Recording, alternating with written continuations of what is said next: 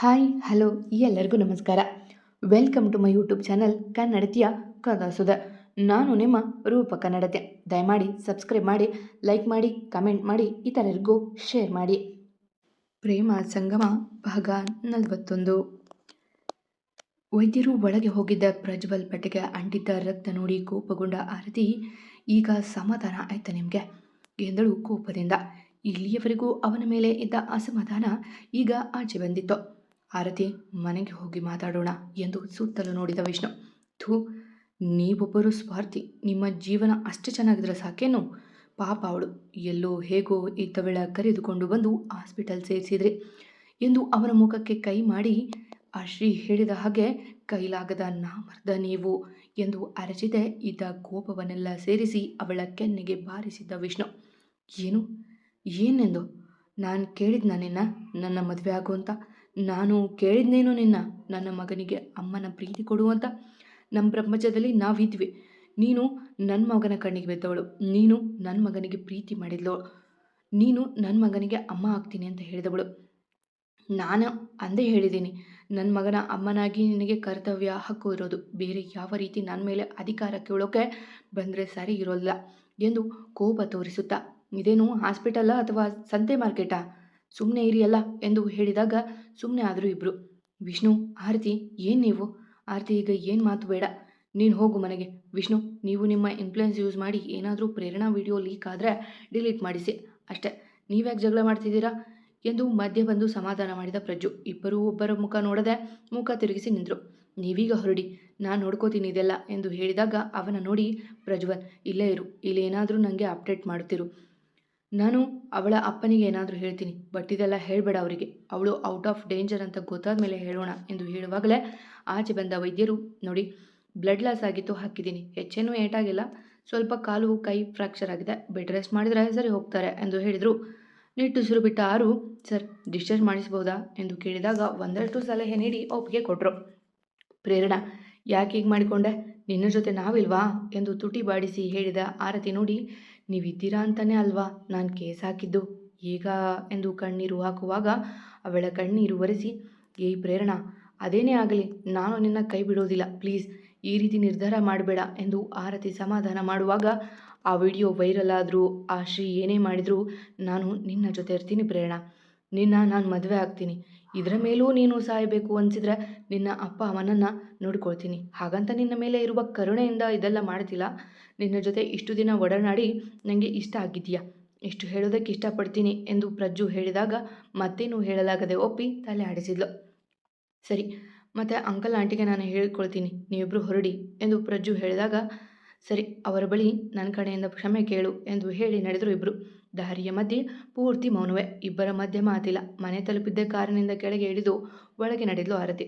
ಹಾಲಲ್ಲೇ ಎಲ್ಲರೂ ಇದ್ದರೂ ಯಾರನ್ನು ನೋಡದೆ ಮೆಟ್ಟಿಲು ಏರಿದಳು ಅವಳು. ಮಮ್ಮಿ, ನೋಡಿ ಇಲ್ಲಿ, ಇದೆಲ್ಲ ನನಗೆ ಇವತ್ತು ಗಿಫ್ಟ್ ಬಂದಿದ್ದು. ನಾನೇ ಫಸ್ಟ್ ಬಂದೆ ಅಲ್ಲ, ಅದಕ್ಕೆ ಇದೆಲ್ಲ ನನಗೆ ಚಿಕ್ಕೆಲು ಕೊಟ್ಟಿದ್ದು ಎಂದು ಆರತಿ ಎದುರು ಖುಷಿಯಿಂದ ಹೇಳಿದ ಆರ್ಯ.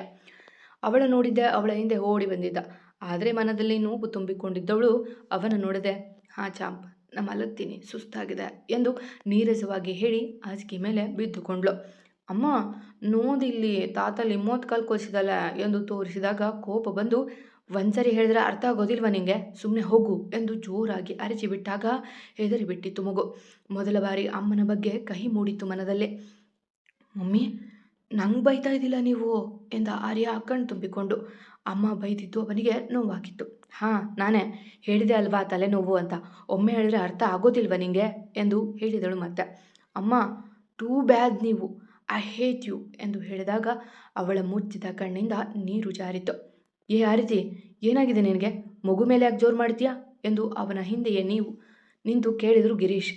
ಅಪ್ಪನ ದನಿ ಕೇಳಿದ್ದೆ. ಎರಡೂ ಕೈಯಿಂದ ಕಿವಿ ಮುಚ್ಚಿಕೊಂಡು, ಅಪ್ಪ ಪ್ಲೀಸ್ ಇರಿಟೇಟ್ ಮಾಡಿಬಿಡಿ, ನನ್ನ ಪಾಡಿಗೆ ನಾನು ಬಿಟ್ಟುಬಿಡಿ ಎಂದು ಕೂಗಿದಳು. ಅವರ ನೋಡಿದೆ. ಆರ್ತಿ ಎಂದು ಅಚ್ಚರಿಯಿಂದ ಕೇಳಿದರು ಗಿರೀಶ್. ಜೀವನದಲ್ಲೇ ಮೊದಲ ಬಾರಿ ಮಗಳು ಅಪ್ಪನ ಮೇಲೆ ರೇಗಿದ್ದು. ಪ್ಲೀಸ್ ಅಪ್ಪ, ಸುಮ್ಮನೆ ಹೋಗಿ ಇಲ್ಲಿಂದ, ನಂಗೆ ಒಬ್ಬಳೇ ಇರೋದಕ್ಕೆ ಬಿಡಿ ಎಂದು ಹೇಳಿದ್ಲು. ಮದುವೆ ಆದಮೇಲೆ ಮಕ್ಕಳು ಬದಲಾಗ್ತಾರೆ ಅಂತ ಗೊತ್ತಿತ್ತು, ಆದರೆ ಇಷ್ಟು ಬೇಗ ಅಂತ ಗೊತ್ತಿರಲಿಲ್ಲ ಎಂದು ಹೇಳಿದ ಗಿರೀಶ್ ಮೊಮ್ಮಗನ ಎತ್ತಿಕೊಂಡು ನಡೆದರು. ಸಾರಿ ಅಪ್ಪ, ಸಾರಿ ಚಾಂಪ್, ಕೆನ್ನೆ ಮೇಲೆ ಇರುವ ಗುರುತು ನೋಡಿದರೆ ಇದಕ್ಕಿಂತ ನೋವಾಗುತ್ತೆ ನಿಮಗೆ ಎಂದು ಕಣ್ಣೀರು ಹಾಕುತ್ತಲೇ ಉಳಿದಳು ಆರತಿ. ಎಲ್ಲವ ನೋಡುತ್ತಾ ಸುಮ್ಮನೆ ನಿಂತಿದ್ದ ವಿಷ್ಣು ಮನದಲ್ಲಿ ಏನು ಓಡುತ್ತಿತ್ತೋ ಅವನಿಗಷ್ಟೇ ಗೊತ್ತು. ಮುಂಜಾವು ಪ್ರಾರಂಭ ಆಗಿತ್ತು. ಗಿರೀಶ್ ಮಂಗಳ ನಿನ್ನೆಯ ರಾತ್ರಿಯೇ ಹೊರಟು ಹೋಗಿದ್ರು. ಮಗಳ ಮಾತಿಗೆ ಬೇಸರಗೊಂಡಿದ್ರು ಗಿರೀಶ್. ಹಾಗೆ ಅಮ್ಮನ ಗದರುವಿಕೆಗೆ ಪುಟ್ಟ ಆರ್ಯ ಸಹ ಬೇಸರಗೊಂಡಿದ್ದ. ಮಾರನೇ ದಿನ ತಾನು ಎದ್ದಿರಲಿಲ್ಲ, ಮಗನ ಸಹ ಎಬ್ಬಿಸಿರಲಿಲ್ಲ ಆರತಿ. ಮೆಲ್ಲಗೆ ಎದ್ದು ಕುಳಿತ ಆರ್ಯ ಪಕ್ಕ ನೋಡಲು ಮಲಗಿದ್ದ ಅಮ್ಮನ ನೋಡಿ ನಿನ್ನೆ ಆದ ಘಟನೆ ನೆನೆದು, ಅಪ್ಪ ಅಪ್ಪ ಎದ್ದೇಳಿ, ನಂಗೆ ಸ್ಕೂಲ್ ಲೇಟ್ ಆಗ್ತಿದೆ, ಪ್ಲೀಸ್ ಸ್ನಾನ ಮಾಡಿಸಿ ಬನ್ನಿ ಎಂದು ಹೇಳಿದನು ಆರ್ಯ. ಅವನ ಮಾತಿಗೆ ಎಚ್ಚರಗೊಂಡ ಆರತಿ ಪಕ್ಕಕ್ಕೆ ನೋಡಲು ಎದ್ದು ಕಣ್ಣುಚ್ಚುತ್ತಿದ್ದ ಆರ್ಯ. ಹೇ ಚಾಂಪ್, ಸಾರಿ ಲೇಟ್ ಆಯಿತು, ಬಾ ಸ್ನಾನ ಮಾಡಿಸ್ತೀನಿ ಎಂದು ಆರತಿ ಅವನತ್ತ ಕೈ ಚಾಚಲು ಅಪ್ಪನ ಕೊರಳು ಅಪ್ಪಿದ ಆರ್ಯ, ಪಪ್ಪ ಮಮ್ಮಿ ಬ್ಯಾದ್, ನೀವು ಹೇಳಿದ್ದು ಲೈತ್ ಪಪ್ಪ, ಮಮ್ಮಿ ಬಂದಲೇ ನನಗೆ ಲೇಗ್ತಲೆ, ನಮ್ಮ ದೂಲಮ್ಮ ತಲೆ ನೋಡಿ ಆಲು ಮಮ್ಮಿ ಹೇಗೆ ನನಗೆ ಬೈದ್ಲು, ನನಗೆ ಬೇದ ಮಮ್ಮಿ, ವಾಪಸ್ ಕಳಿಸು ಎಂದ ಆರ್ಯ ಹೇಳಿದಾಗ ಕೇಳಿದ ಆರತಿ ಮನಸ್ಸು ಒಡೆದು ಹೋಗಿತ್ತು. ಚಾಂಪ್ ಎಂದು ಮೆಲ್ಲಗೆ ಕರೆದಳು. ಅಮ್ಮನ ನೋವಿನ ದನಿ ಕೇಳಿ ತಲೆ ಎತ್ತಿ ನೋಡಿದ ಆರ್ಯ ಅಪ್ಪನ ಮತ್ತಷ್ಟು ಅಪ್ಪಿದ. ಚಾಂಪ್, ನಾನು ಕೆಟ್ಟವಳ, ನನ್ನ ದೂರ ಮಾಡ್ತೀರಾ ಎಂದು ಆರ್ಧಲಾಗಿ ಕೇಳಿದಳು ಆರತಿ. ಆ ನೋಟದಲ್ಲಿ ನೋವೇ ತುಂಬಿತ್ತು. ನೀವು ನಂಗೆ ಜೋಲ್ ಮಾತಿಲ್ಲ, ನನಗೆ ನೋವು ಮಾತಿಲ್ಲ, ಆದರೆ ನಾನು ಮಾತ್ರ ನಿಮ್ಮ ಮೇಲೆ ಪ್ರೀತಿ ಇಟ್ಕೊಂಡಿರೋದು, ನಂಗೆ ನೋವಾದರೆ ಅಪ್ಪನಿಗೆ ಜೋಲ್ ಮಾಡೋದು, ನೀವು ಮಾತ್ರ ನನ್ನ ಬೈತಿಲ್ಲ ಎಂದು ಹೇಳಿದಾಗ ಅವಳ ಪರವಾಗಿ ನಿಲ್ಲಬೇಕಿದ್ದ ವಿಷ್ಣು ಸುಮ್ಮನೆ ಇದ್ದ. ಕೊನೆಗೂ ನೀವು ಅಂದುಕೊಂಡಂತೆ ಮಾಡಿದ್ರಿ ಅಲ್ವಾ, ಮಗನ ಮನಸ್ಸಲ್ಲಿ ನನ್ನ ಬಗ್ಗೆ ಕೆಟ್ಟದಾಗಿ ಬಿಂಬಿಸಿ ಬಿಟ್ರಿ ಎಂದು ಕಣ್ತುಂಬಿಕೊಂಡು ಹೇಳಿದ್ಲು ಆರತಿ. ಅಪ್ಪನಿಗೆ ಜೋಲ್ ಮಾಡಬೇಡಿ ನೀವು, ಅಪ್ಪ ಬನ್ನಿ ಸ್ನಾನ ಮಾಡೋಣ, ಟೈಮ್ ಆಗುತ್ತೆ ಎಂದು ಆರ್ಯ ಹೇಳಿದಾಗ ಆಗಲೂ ಮೌನವಾಗಿಯೇ ಮಗನ ಎತ್ತಿಕೊಂಡು ನಡೆದ ವಿಷ್ಣು. ತಾನು ಹೆಚ್ಚಾಗಿ ಪ್ರೀತಿ ಮಾಡುವ ಮಗ ತನ್ನ ಬೇಡ ಅಂದನೆ, ತಾನು ಕೆಟ್ಟವಳು ಎಂದು ನಂಬಿಬಿಟ್ಟನೆ, ತನ್ನ ತೊರೆದು ಬದುಕಲು ನಿರ್ಧಾರ ಮಾಡಿಬಿಟ್ಟನೆ. ಯೋಚಿಸಿ ಕುಗ್ಗಿ ಹೋದ್ಲು ಆರತಿ. ಪುಟ್ಟ ಮಗುವಿನ ಮನದಲ್ಲಿ ತನ್ನ ಬಗ್ಗೆ ಇಂಥ ಅಭಿಪ್ರಾಯ ಎಂದು ಕುಸಿದು ಕುಳಿತಳು ಆರತಿ. ಆರ್ಯ ಎಂದು ಬೆಕ್ಕಿ ಅಳುತ್ತಿದ್ಲು ಅವಳು. ಆದರೆ ಕಣ್ಣಿನಿಂದ ನೀರು ಜಾರುತ್ತಿಲ್ಲ. ಅಷ್ಟರಲ್ಲೇ ಸ್ನಾನ ಮಾಡಿ ಬಂದರು ಅಪ್ಪ ಮಗ. ಮಗನ ನೋಡಿದ್ದೆ ಅವನ ಮಾತಿನೆಲ್ಲ ಮರೆತು ತರಬರನೆ ಕಣ್ಣೀರು ತೊಡೆದುಕೊಂಡು, ಹೇ ಚಾಂಪ್, ನಾನು ನಿನ್ನೆ ನಿಮ್ಮ ಮೇಲೆ ರೇಗಿದ್ದೆ, ಕೋಪ ನನ್ನ ಮೇಲೆ, ನಾನು ಬ್ಯಾಡ್ ಅಂತ ಹೇಳಿದ್ದು ಅದಕ್ಕೆ ಅಲ್ವಾ, ನಿನ್ನೆ ನನಗೆ ತಲೆನೋವಿತ್ತು ಕಂದ, ಅದಕ್ಕೆ ನಾನು ಕೋಪದಲ್ಲಾಗಿ ಹಿಡಿದು ಎಂದು ಅವನ ಸಮಕ್ಕೆ ಕುಳಿತವಳು ಅವನ ಕೈ ಹಿಡಿಯಲು, ಬೇಡ ನನ್ನ ಮುತ್ತಬೇಡಿ, ನಿಮಗೆ ಕೋಪ ಬಂದಲೇ ನನ್ನ ಮೇಲೆ ಲೇಗ್ತಿಲ್ಲ, ಆದರೆ ಅಪ್ಪ ಯಾವತ್ತೂ ಲೇಗಿಲ್ಲ ನನ್ನ ಮೇಲೆ ಎಂದು ಅವಳ ಕೈ ಕೊಸರಿಕೊಂಡು ಅಪ್ಪನ ಬಳಿ ಬಂದು, ಅಪ್ಪ ನನ್ನ ರೆಡಿ ಮಾಡಿ ಬೇಗ ಎಂದು ಹೇಳಲು ಮಗನ ಬಟ್ಟೆ ತೊಡಿಸಿ ತಯಾರಿ ಮಾಡಿದ ವಿಷ್ಣು ಮಗನ ಎತ್ತಿಕೊಂಡು ನಡೆದ. ಒಮ್ಮೆಯೂ ತಿರುಗಿ ಆರತಿಯ ನೋಡಲಿಲ್ಲ ಅವ. ಚಾಂಪ್, ಆರ್ಯ ಎಂದು ಅವನ ನಡಿಯ ನೆನೆದು ಬಿಕ್ಕಿ ಬಿಕ್ಕಿ ಅಳುತ್ತಾ ಕುಳಿತು ಬಿಟ್ಲು ಆರತಿ. ವಿಷ್ಣು, ಆರ್ಯ ಬಂದ್ರ, ಆರತಿಯಲ್ಲಿ ಹುಷಾರಿದ್ದಾಳಲ್ವಾ, ಯಾಕೆ ಬೆಳಗ್ಗೆಯಿಂದ ಕೆಳಗೆ ಬಂದಿಲ್ಲ ಎಂದು ಲೀಲಾ ಅವರು ಕೇಳಿದಾಗ, ಎದ್ದಿದ್ದಾಳೆ ಆದ್ಲೇ ಬಂದಿಲ್ಲ ಅಷ್ಟೇ ಎಂದು ಆರ್ಯ ಸಹ ಹೇಳಿ ತಿಂಡಿ ತಿನ್ನುತ್ತಾ ಕುಳಿತ. ಒಂದು ತುತ್ತು ತಿನ್ನುವಾಗ ಪ್ರತಿ ಬಾರಿಯೂ ಅವನಿಗೆ ಆರತಿಗೆ ನೆನಪಾಗಿದ್ದು. ಅದೆಷ್ಟು ಮುದ್ದುಗರೆದು ಊಟ ಮಾಡಿಸ್ತಿದ್ಲು ಅವಳು. ನಿನ್ನೆ ಒಂದು ಬಾರಿ ರೇಗಿದ್ದಕ್ಕೆ ಅಮ್ಮನೇ ಬೇಡ ಎಂದು ಹೇಳ್ಬಿಟ್ನಲ್ಲ. ವಿಷ್ಣು, ಏನಿವನ ಮಾತಿನ ಅರ್ಥ, ಎದ್ದಿದ್ರು ಯಾಕೆ ಕೆಳಗೆ ಬಂದಿಲ್ಲ, ನಿನ್ನೆ ರಾತ್ರಿ ಯಾಕೆ ಗಿರೀಶ್ ಅವರ ಜೊತೆ ಹಾಗೆ ನಡ್ಕೊಂಡ್ಲು, ಅವರು ಅದೆಷ್ಟು ನೊಂದ್ಕೊಂಡು ಹೋದ್ರು ಗೊತ್ತಾ ಎಂದು ರಮೇಶ್ ಅವರು ಹೇಳಿದಾಗ ತಿಂಡಿ ಮುಗಿಸಿ ಕೈ ತೊಳೆದು ಎದ್ದು, ಬನ್ನಿ ಚಾಮ್ ನಾವು ಹೊರಡೋಣ ಎಂದು ಮಗನ ಎತ್ತಿಕೊಂಡು ನಡೆದರು ವಿಷ್ಣು. ಲೀಲಾ ರಮೇಶ್ ಇಲ್ಲೇನು ನಡೆಯುತ್ತೆ ಎಂದು ಯೋಚಿಸದೆ ಉಳಿದು ಬಿಟ್ರು. ಅಳುತ್ತಾ ಎಷ್ಟು ಹೊತ್ತು ಹಾಗೆ ಕುಳಿತಿದ್ದ ಆರತಿ ಎಷ್ಟೋ ಸಮಯದ ನಂತರ ಬಾತ್ರೂಮ್ ಸೇರಿದವಳು ಶವರ್ ಆನ್ ಮಾಡಿ ಕೆಳಗೆ ನಿಂತು ಬಿಟ್ಲು. 1 ಗಂಟೆ ಅಲ್ಲೇ ನಿಂತು ಬಿಟ್ಲು. ಹಾಗೆ ಆಚೆ ಬಂದು ಬಟ್ಟೆ ಸಹ ಬದಲಿಸಿದೆ. ಹಾಗೆ ಸೋಫಾ ಮೇಲೆ ಕುಳಿತು ಬಿಟ್ಟಳು ಯೋಚನೆ ಮಾಡುತ್ತಾ. ನಾನು ಮಾಡಿದ ತಪ್ಪೇನು, ಆರ್ಯನಿಗೆ ಅಮ್ಮ ಆಗ್ಬೇಕಂದುಕೊಂಡಿದ್ದ, ವಿಷ್ಣುವಿಗೆ ಹೆಂಡತಿ ಆಗಿದ್ದ, ಇದರಲ್ಲಿ ನನ್ನ ತಪ್ಪೇನಿದೆ, ನನ್ನ ಯಾಕೆ ಬಲಿ ಮಾಡ್ತಿದ್ದಾರೆ ಇವರು. ಆ ಮುದ್ದು ಮಗು ಸಹ ನನ್ನ ಕೆಟ್ಟವಳನ್ನಾಗಿ ನೋಡಿಬಿಡ್ತು. ಆ ಮುಗ್ಧ ಮನಸ್ಸಿನಲ್ಲಿ ನನ್ನ ಬಗ್ಗೆ ಕೆಟ್ಟ ಅಭಿಪ್ರಾಯ ತುಂಬಿಬಿಟ್ರು. ಅಷ್ಟಕ್ಕೂ ನಾನು ಕೇಳಿದ್ದಾದರೂ ಏನು, ಆ ಹುಡುಗಿ ಅದರ ಪಾಡಿಗದಿತ್ತು, ನೀವು ಭರವಸೆಯಾಗಿ ಕೊಟ್ರಿ ಅಂತ, ಅದರಲ್ಲಿ ತಪ್ಪೇನಿದೆ, ನಾನು ಕೊಟ್ಟ ಪ್ರೀತಿಗೆ ಬೆಲೆ ಇಷ್ಟೇನಾ, ಮಮ್ಮಿ ನಾನು ನಿನ್ನ ಜೊತೆ ಇರ್ತೀನಿ, ತುಂಬ ಪ್ರೀತಿ ಮಾಡ್ತೀನಿ ಅಮ್ಮ ಎಂದು ಹೇಳಿದ ನಾನು ಕಂದ ನಾನು ದೂರ ಹೋಗು ಅಂತ ಹೇಳ್ಬಿಟ್ಟ ಎಂದು ಯೋಚನೆ ಮಾಡುತ್ತಾ ಮುದುಡಿ ಮಲಗಿಬಿಟ್ಲು ಆರತಿ. ಸಂಜೆ ಆಗಿತ್ತು. ಅಲ್ಲಿವರೆಗೂ ಒಮ್ಮೆ ಅಷ್ಟೇ ಕೋಣೆವರೆಗೂ ಬಂದು ಆರತಿ ಮಲಗಿದ್ದು ನೋಡಿ ಮರಳಿದ್ರು. ಮತ್ತೆ ಆತ ಬಂದಿರಲಿಲ್ಲ. ಅಪ್ಪನಿಗೆ ರೇಗಿ ಕಳುಹಿಸಿದ ಮೇಲೆ ನಮಗೆ ಬೈದ್ರೆ ಎಂದು ಸುಮ್ಮನಾಗಿದ್ರು. ಸಂಜೆ ಅಪ್ಪನ ಜೊತೆ ಖುಷಿಯಾಗಿಯೇ ಬಂದ ಆರ್ಯ.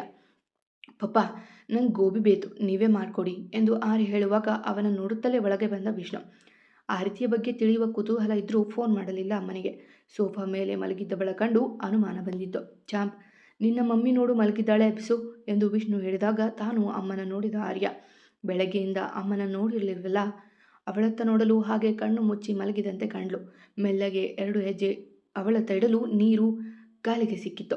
ಅಪ್ಪ, ಇಲ್ಲೆಲ್ಲ ನೀರು ಎಂದು ಮುಂದೆ ಬಂದವ ಅಮ್ಮನ ಮೈ ಮುಟ್ಟಲು ಕೆಂಡದಂತೆ ಸುಡುತ್ತಿತ್ತು.